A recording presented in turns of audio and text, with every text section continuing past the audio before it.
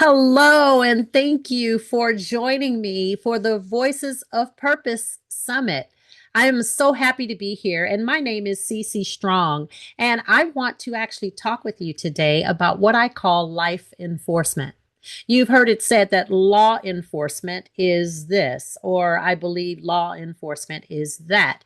And why I'm tying those two is because for the past 30 years, I was a law enforcement officer. I say was past tense because I just retired this past February. But prior to retirement, I had an earth shattering and totally unexpected derailment to my career. I say derailment because that was the first word that came to mind to try to describe this confusion as I was placed under a fake investigation and transferred out of my assignment. Yeah, you heard that right. A fake investigation and transferred from my assignment. In October of 2021, I was taken into an office and actually told that I was being placed under investigation and transferred from an assignment where I was having a huge impact for change. Fortunately, this past April, I won the arbitration in that battle against that process. Sadly enough, it was deemed that my contractual rights were violated and that I was disciplined without just cause. Scary, because for 30 years I dedicated my life to law enforcement. And to feel betrayed at such a level internally within the agency that you work for is not an uncommon feeling. And I'm learning by the outreach of people that connect with me that it is not the anomaly, sadly. Many others have faced things that have shattered and thrown them off course and had them challenge everything that they knew to be. It's not a surprise, it's not a shock, but I developed some life hacks that I want to share with you in law enforcement, not just being that, what I did, but life enforcement, how I was able to navigate some very choppy waters. Let's face it, you hear the word law enforcement and people get emotional. They say, hey, I pay your bill and your salary, so you need to do what I say. And then you have people that say, well, he should have complied when it's excessive force and things that are not necessary in law enforcement. I make no excuses for either side of that argument, but I believe that we need to have communication for better. Too many lives are lost, too many jobs are lost, and too many people bring the wrong mindset into the uniform. And that's coming from someone who wore one for 3 decades. But let's get into it, shall we? We want to talk about life enforcement. So I want to share with you what that is and what I consider it's not just law enforcement. And you can insert whatever you want in there. It's not just medical profession. It's not just being an attorney. It's not just being a coach or a mentor or a mother or a friend. It's life enforcement. So let's start, shall we? Your mindset. The one thing that I was glad that I had is for me, the ability to think about what happened, to sit in it for a minute and realize that it was wrong, not to make excuses or maybe it could be this or it could be that, but to actually know that I had been done wrong. And I knew it from the beginning because I couldn't imagine how everything's going good. And then suddenly I'm being told that I'm a bully, that I assaulted someone, that I mistreated people with disabilities, that I treated people unfairly and showed favoritism. Everything you could imagine that would be considered mandated reported stuff that would stick was used in my case. But law enforcement versus life enforcement was huge for me because I was able to pause, pray, and then proceed. And I was vocal about it, like me speaking to you now. I didn't hold back. It shattered me and it shook me, and I had nowhere to turn. And I'm sure some of you can relate to being just life altered suddenly. You're doing nothing, and all of a sudden, everything is flipped upside down. Well, these life hacks that I learned are ones that I want to be able to share with you.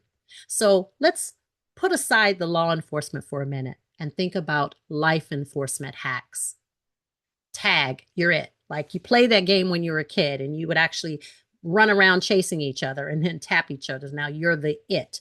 Well, I'm going to tell you for the next second that I just tagged you and you're it. And using that term, tag, in an acronym, I broke down what I think was the basis of how I was able to navigate and get through this. First of all, you need to take everything personal. I know that's different from what you hear, but I am learning that the reason we stay on the same hamster wheels over and over and over again is because we keep doing the same thing and getting the same results. You could see it in society today is that we have the same arguments about the same things, but no one is stopping and derailing the bad mindsets. They're more derailing each other, pointing the fingers and blaming instead of taking things personal.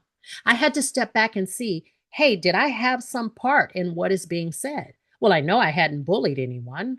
I know that I hadn't treated people unfairly. I know that I was very, very transparent about the goals and the mindsets and the projects and the pilot programs and the things that were netting us success. I couldn't figure it out, but I had to first at least look internally. What part do I play and where do I go from here? So take everything personal because you never know, but that doesn't mean act on it in a negative way. That's what I mean by taking it personal. Accept your part in your own boundaries. Here's what that looked like. I should never allow someone to overstep those boundaries that are mean things to me.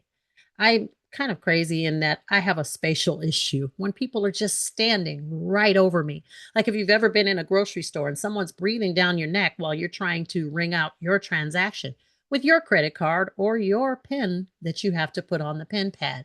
And that person is so impatient and can't go anywhere until you're finished, but they're breathing down your neck. I say, allow those boundaries and say, hey, excuse me, can I actually get a little bit of space? And you reach over to grab something. I don't know. You figure it out, but you don't have to be unkind in your delivery. You do have the responsibility of your boundaries, and it's okay to share what those are with others. Get mad. And this one was a huge one. I decided that when people say, hey, you know what? Shake it off. I had people tell me, oh, just retire. It's never going to change. Nothing's going to be better. I didn't believe that. I had to believe that the majority of the people want what's good. And then there are some who want what's bad. And I wasn't one of the ones that was looking for the negative or the bad in everything. So I got mad. And I had to realize it's okay for me to sit in that anger. Now let's parcel it out. So what mad represented it was represented to me as being was mentally resilient, actively resilient, demonstratively resilient, and documenting everything. I got mentally resilient by telling myself every day, you got to get up, you got to keep moving, you got to keep going through, even though it doesn't feel good. You can't worry about what it looks like because you, deep down at your core, know the truth. You know that eventually this can come out, but if you stay silent, no one will know. I created videos. I posted documents that actually were proving what was wrong. And I stayed relevant. I stayed letting everyone know, hey, take a look. This is wrong. This is not what you should do to people. You shouldn't have them feel this way. So mentally, I told myself, it's okay to be mad. It's okay for you to wallow in that emotion. But what are you going to do next? I got active. So that's the A in the MADD. I walked. I was injured, so it was hard for me to do a lot of the things that I normally used to do in my top level of fitness for many years. So I walked. And during that walking, I went back to the mental resilience by actually telling myself, this is okay. You can do it. The little engine that could, boasting and pumping myself up was the best thing that I could have done for myself. I was demonstratively resilient. What does that look like? Well, some people say that putting on airs and images is not always the best way to do things. I say there's a difference when you're demonstratively resilient. You are letting people know that this is tough. This is hard. I wasn't expecting this. This should never have been done to me. But there's something within this. There's a lesson. There's something that I need to learn to grow and build even greater. And I was able to do just that. And the last D was document. I am an avid documenter. And here's why. I don't want to remember every detail of everything I do all week. If I journal, which I do quite often, I'm getting it out of my mind and in a place where I can go back and reference. This is a library of all the memories and everything that has ever happened in life. And it is hard to roll through that Rolodex to recall things sometime. And let's face it, I'm not getting any younger. But if I have it in a place where I have documented what has taken place, I always have something to reference and to go back to. Let's keep going. Let's think about your societal norms. Are they real? I had to think for a second, wow, what is this going to look like? Who's going to believe that this actually was the truth? What's going to be the reception from others when they find out that I'm supposedly this bully and this monster? How do I navigate and push back? How do you push against something that you have no idea is coming? This is how. You accept it and you know that you remain in the truth that you know to be, and you step forward into that light. You tell the truth, don't make it up. You worry less about societal norms because a lot of those societal norms will get us caught up in anger and bitterness. Let's face it, we pick up our phone and we're on it and scrolling it first thing in the morning. And what do you see? Nowadays, anything and everything that's negative. But deciding to actually shift your mindset just a little bit, like I said, for you to take it personal. There's a lot to be said for doing so. One of the things is the perception overall. And I use this example of man versus woman, men with the taking out the trash, women with the dishes. There are certain norms that people believe about, what a man does and being chivalrous, or a woman accepting to be curtsy and take her time. And there are certain ways that we view individuals that we come across in life. I remember a post where a person posted a picture, and you can see it from the back, where a woman's pumping gas and a man is sitting in the car. Everyone unleashed. Oh my gosh, how could he have her doing that? And he's just sitting there letting her do this. And everyone had an opinion, but they only had that one snippet of a picture. Fast forward and way down in the comments, the person who posted the video now shows the picture from the driver door. Looking into the window, you can see that the man has his head tilted back and actually an oxygen tube that feeds oxygen into his nose. We don't know what his state was, but immediately we were judging that he should be pumping the gas. That pause, pray, and proceed that I love to do, pausing for a minute and then praying about it and then proceeding, it works. And had some of the commenters done so, they wouldn't have been so harsh. Feelings, emotions, and social media. It's all over the place. Everything can have you twisting and turning and feeling different and causing you to shift what you believe in based on what you're reading. But remember, you're getting only snippets of what the real story really is. You get to decide whether or not you're going to feed into a narrative or you're going to show something better. It takes nothing, and you lose nothing being kind. It takes nothing to turn your phone off for a minute and take a breather. It takes nothing to back away from all of the politics and the fashion, and you need to be this size, and you need to look this way, and you need to drive this car, and you need to have these things. Take a chill, relax, and have your emotions step away from social media sometime. It's a life hack that actually is life enforcement for real. Growth, combining being an adult with not accepting everything. Let's not always knee jerk into, I have to accept everything as it's presented to me. Take a half step and pause and say, it could be that this is not what really is. It's enlightening. It can help you on so many levels to do so. And you come out a little bit better if you suspend that judgment immediately, and then what you were thinking turns out to be wrong.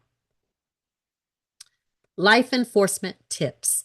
I use the acronym LIFE in order. Leave the bones and eat the meat is the first one. The acronym kind of helps you remember it, and it keeps you on track with maybe thinking about some things in the moment when life gets overwhelming.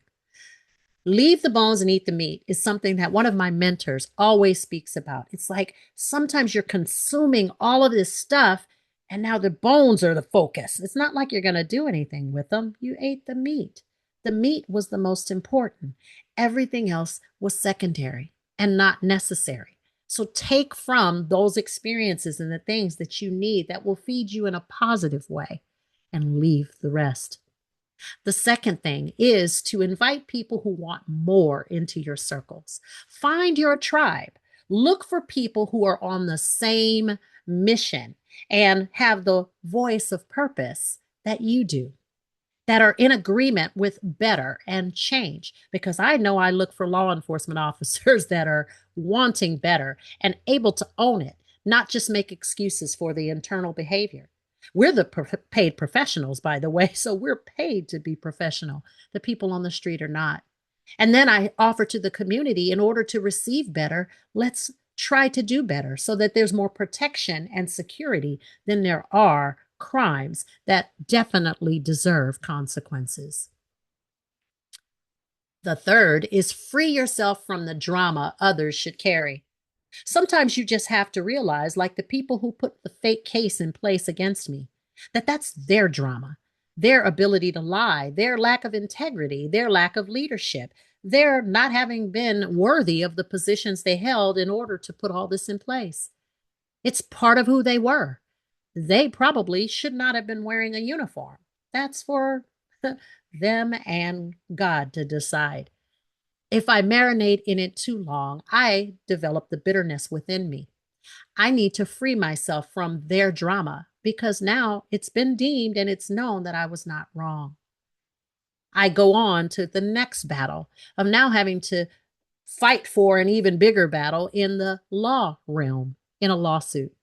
And even that has started rearing its ugly head as yet another mountain to climb and yet another thing to face in this life enforcement thing. And the last one is elevate your thinking to your next. I got busy. When this all happened, I did a snippet video that was basically saying, what in the world just happened? This is what went on. And this, I've always done the right thing. I have no idea what's coming. And then there was a series of entertaining videos thereafter. I gathered all the documents that I needed to gather, and my thinking rose above. I became an author and an international speaker. I developed a training program to actually help people who would be facing these same type of things navigate those choppy waters. Because remember, I told you, I won my arbitration. And I would not have been able to do that against this huge Goliath had I not had pointed steps that I used to get there. And it didn't just start when the bad thing happened. It started at the early onset of my career.